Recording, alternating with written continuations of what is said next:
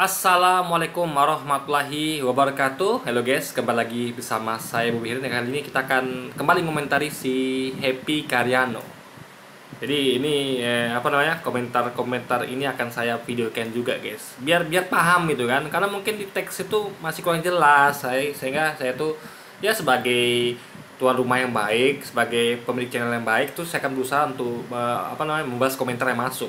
Bukan hanya melewati teks ya yang saya sampaikan di kolom komentar, tapi juga lewat video gitu kan. Jadi biar lebih jelas gitu kan. Nah, karena bagi orang ini mungkin yang saya sampaikan di teks komentar tuh masih kurang jelas gitu. Karena orang-orang seperti ini guys ya, itu butuh mungkin bukan hanya butuh teks tapi juga video mungkin. Nah, itulah bentuk tanggung jawab saya biar clear gitu kan. Enggak lagi yang tidak mereka pahami. Nah, seperti contohnya seperti ini ya.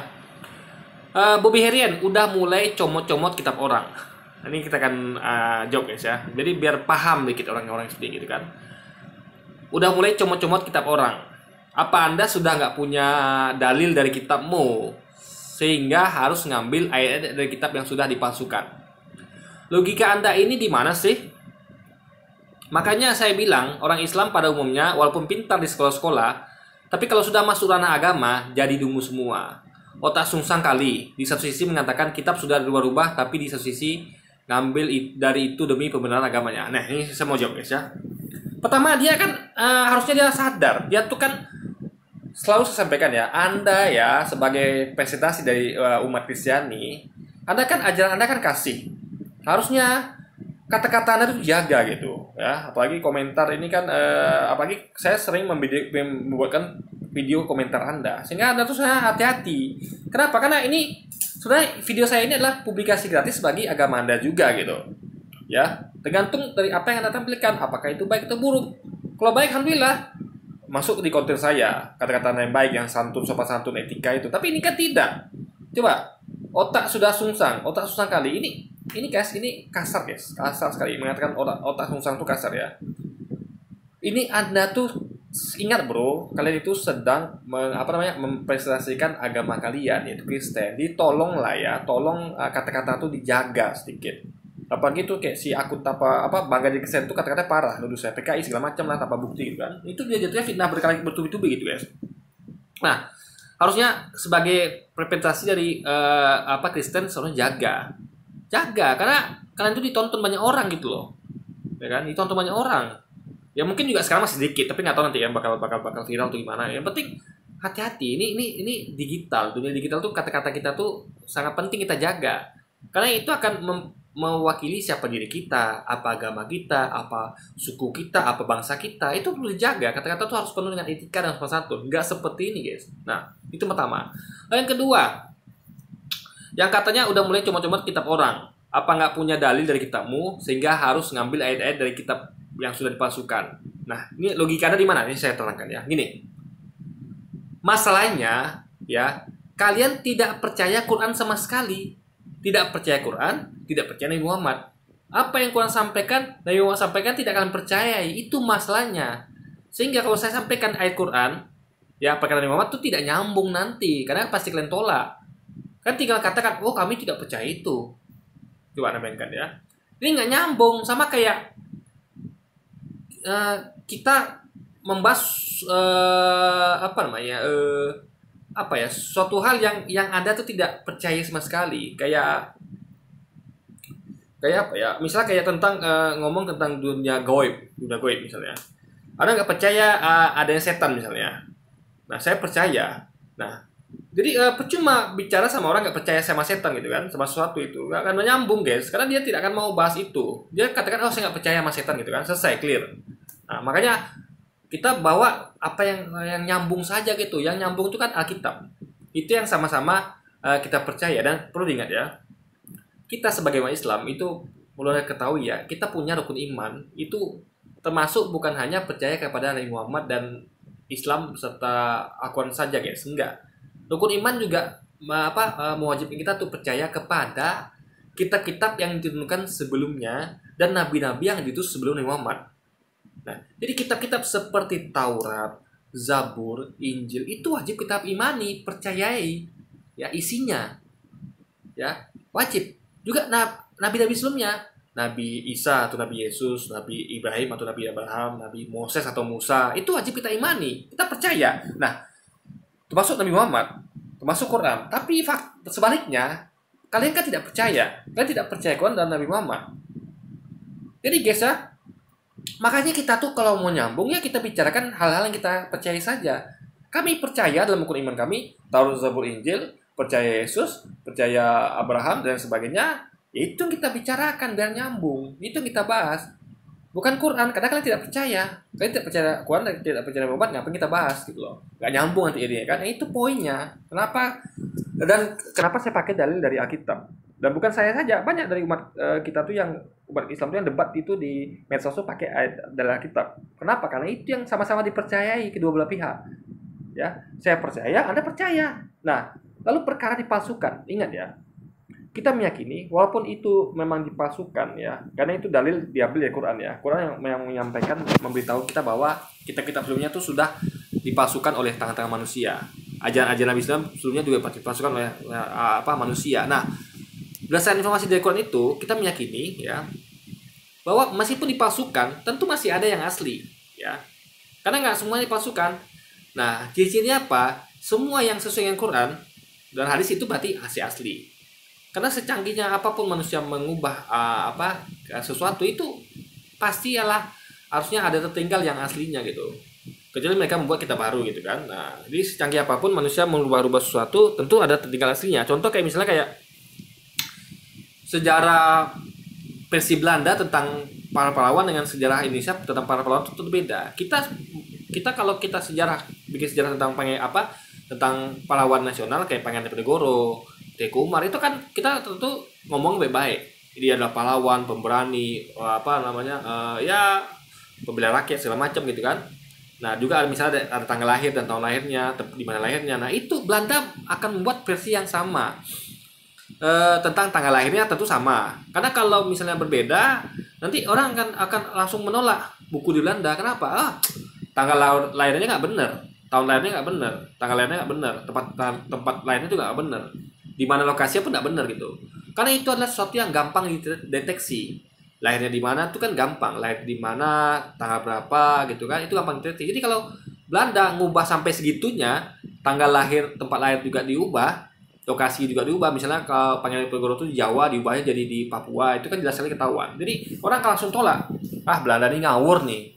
Kita jelas tahu lahirnya misalnya kayak Pangeran Diponegoro kayak Teuku Memojol itu misalnya di Sumatera Barat, tiba-tiba kok jadi Papua. Nah, itu kan suatu hal yang jelas sekali aneh dan nggak logik ya, sehingga pasti akan ditinggalkan. Nah, makanya Belanda itu tentu tidak mengubah hal-hal yang gampang dideteksi ya. Hal tanggal lahir, tempat lahir itu nggak diubah. Yang diubah paling yang bisa didebatkan lah sudut pandang, yaitu sudut pandang mereka bahwa para pahlawan kita itu sebenarnya adalah para penjahat bagi mereka, teroris, radikal. Bagi kita tidak, pahlawan justru. Pahlawan, orang-orang pemberani, pembela rakyat gitu kan. Nah, jadi itu saja yang bisa dimainkan sama pihak Belanda. Nah, makanya kita percayai apa-apa yang masih sesuai dengan Quran gitu. Misalnya kita bandingkan misalnya buku sejarah tentang pahlawan kita dengan versi Belanda. Kita buat buku Belanda juga misalnya gitu kan. Penjajah juga buat gitu kan. Nah, itu yang sama dengan yang apa yang disampaikan di buku sejarah kita anggap benar. Apa yang disampaikan di buku sejarah Belanda yang nggak sama berarti nggak benar. Itu fitnah berarti kan. Karena yang pastilah lebih tahu dari orang kita dibandingkan orang Belanda. Jadi seperti itu guys. Logika sama seperti kayak kita meyakini kitab Quran ya, kita meyakini 100% Quran itu adalah benar dari Tuhan, dari Allah, isinya benar. Nah, maka kita meyakini apa yang disampaikan di kitab lain sebenarnya bukan hanya di Alkitab ya. Apapun itu, mau ada pepatah maupun kata-kata orang bijak, kalau sesuai dengan Quran ya kita benarkan. Misal ada orang bijak mengatakan bahwa di dalam pikiran di dalam tubuh yang sehat terdapat jiwa di dalam tubuh yang sehat terdapat jiwa yang kuat. Nah, itu kan cocok dengan apa yang ajaran Islam gitu. Jadi memang diajarkan untuk menjaga kesehatan dan juga belajar juga gitu kan. Jadi kalau sesuatu itu cocok dengan dunia Islam ya kita benarkan gitu. Apapun ya, bukan hanya tentang Alkitab. Nah, Kebenaran itu adalah mutlak kita yakini dalam akidah kita masing-masing. Kalau kita kan meyakini Quran dan hadis. Nah, itu poinnya, guys. Jadi kalau mereka kan harusnya kan meyakini Alkitab mereka. Nah, jadi apapun yang disampaikan di Alkitab, kalau sesuai dengan Quran dan hadis, kita benarkan. Dan kita yakini kayak kata-kata Yesus tuh itu memang betul-betul kata beliau yang belum diubah. Yang kata-kata Yesus ya, yang sesuai dengan Quran dan hadis, itu kita benarkan. Makanya ketika saya menyampaikan dalil dari Alkitab, itu sebagian besar saya yakini. Maka saya sampaikan dalilnya. Kalau tidak, saya tidak memakai dalil itu. Suatu yang saya yakini benar, ya itu akan saya pakai dalil itu, gitu loh. Ya, yakini benar dan untuk mendukung hujah saya. Lihat, Yesus juga berkata sama seperti yang Nabi Muhammad ucapkan. Itu kan suatu hal yang baik, yang mendukung gitu. Ya kan? Jadi argumentasi Nabi Muhammad tuh diperkuat dengan argumentasi Yesus gitu, atau nabi-nabi lainnya, atau ayat kitab sendiri gitu loh. Kan ya kitab tuh gimana pun ya suka tuh ada sebagian dari isinya Taurat, Zabur, Injil, meskipun ada di bawah tangan manusia sesuai informasi yang didapatkan di Quran. Jadi masalahnya adalah kita umat Islam ini percaya dengan Alkitab sebagian isinya masih ada yang asli, yaitu yang sesuai dengan Quran. Ya. Tapi kalian tidak percaya sama sekali sama Quran. Nah, itu bedanya. Jadi kenapa kita pakai ayat Bible masih logika, masuk akal, ya? Karena ya hal tadi itu tuh kita meyakini masih ada ayat-ayat itu yang masih asli, ya. Terutama kata-kata Yesus tuh kita yakini masih asli gitu kan. Kecuali kata-kata Yesus yang tambahan, yang itu dijelaskan oleh 73 pakar Alkitab dari pihak Kristen sendiri. Itu Anda bisa cari referensinya tentang hasil kita dari 73 pakar Alkitab dari pihak Kristen. Mereka mengatakan bahwa ada ayat tambahan yang itu bukan ucapan Yesus sebenarnya, tapi baru ditambahkan kemudian. Seakan-akan itu adalah kata-kata Yesus gitu. Nah, tinggal lihat aja apakah itu sesuai dengan Quran apa tidak. Kalau tidak sesuai berarti betul lah yang dikatakan oleh para peneliti dari pihak Kristen sendiri dari Universitas Harvard itu, guys. Nah, jadi kita tuh bukan seperti kata dia, bukan kita tuh nggak percaya sama Quran, bukan. Kita percaya sama Al-Quran, tapi masalahnya kalian percaya sama Quran tidak. Jadi nggak paham. Dia nuduh kita nggak percaya sama Quran sehingga pakai Alkitab, padahal faktanya dia nggak percaya sama Quran. Kalau dia percaya sama Quran, kita nggak pakai Quran. Jadi kita tuh ngomongin nyambung, guys. Itu yang tidak dia pahami. Kalau nggak nyambung, untuk apa kita ngomong gitu? Kayak ini kan nggak nyambung ini. Karena dia nggak paham ya kenapa kita pakai Alkitab, makanya saya jelaskan biar nyambung gitu kan. Karena dia harus paham akan hal ini. Jadi kalaulah dia percaya dengan ayat Al-Quran, kita akan pakai dalil Quran. Masalah dia nggak percaya, ya kita pakai ayat kitab yang dia percaya dan kita juga percaya, guys. Karena itu tadi yang saya sampaikan tuh di atas itu ya, tentang kata-kata Yesus sendiri yang saya percaya itu memang kata-kata dia tentang nabi-nabi palsu, peringatan Yesus akan datangnya nabi palsu, itu saya yakini karena itu kata-kata dia dan memang masuk akal sesuai dengan apa yang gue sampaikan. Juga mengenai antikristus itu Yesus sampaikan itu saya percaya. Kenapa? Karena sampai sesuai dengan yang Quran sampaikan, guys. Nah, itu poinnya. Jadi ini masalah tentang apakah kita percaya apa tidak tentang apa yang disampaikan. Kalau nggak percaya, ngapain kita sampaikan gitu. Jadi bukan kita yang dungu sebenarnya kalau pakai logika, justru dia nggak paham. Ya. Jadi gini, kita tuh bukannya tidak percaya sama kitab, kita percaya, tapi nggak semuanya. Hanya kata-kata Yesus saja kita percaya. Dan itu kata-kata Yesus yang memang betul-betul kata-kata dia yang sesuai dengan Quran hadis. Nggak mungkin kita menolak kata-kata Yesus yang sesuai dengan Quran hadis, kan nggak mungkin. Ya, contoh kayak Yesus katakan bahwa pada terakhir itu dia akan mengusir orang-orang yang menyebut dia Tuhan, ya, orang-orang yang yang telah berbuat dengan namanya, mengusir dengan namanya dan melakukan banyak kebaikan dengan namanya, itu dia usir semua nanti. Nah, ini kan sama dengan sesuai dengan hadis yang mengatakan bahwa dia akan matikan salib dan bunuh babi, sesuai seiringan. Nah, itu mungkin kita tolak, berarti itu benar gitu. Karena sesuai dengan Quran dan hadis, guys. Itu poinnya. Jadi akan absurd kalau kita menolak perkataan Yesus yang sesuai dengan Quran hadis. Bahkan perkataan siapapun di Alkitab ya.